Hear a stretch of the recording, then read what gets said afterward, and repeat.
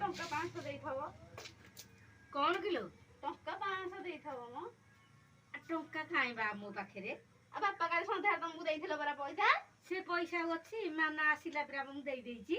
ହଁ ମାନାକୁ କେତେବେଳେ ଦେଲ? ତମ ପୁଅ ତ ତାଙ୍କୁ ମାନାକୁ କାଲି ଦେଇଥିଲେ। ଆଜି ସକାଳୁ ଦେଇଛି ବା ମୁଁ। ନହେଲେ ବସେଇଦବ ଯା। ମୁଁ ଭାତ ବସେଇ ପାରିବିନି। ତୁ କୁଆଡେ ଆଇଛୁ ବା? ହଉ ମୁଁ ଯାଉଛି। ଭାତ ଡାଲି ସବୁ କରୁଛି।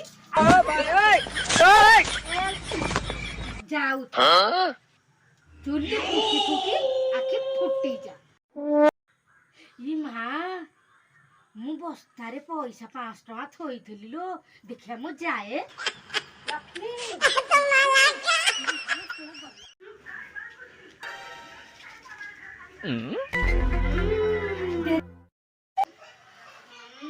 ପାଇଛି। ଲକ୍ଷ୍ମୀ ଦେଲୋ ଦେଲୋ ମୋ ପଇସା ଦେଲୋ। No, no, no, no.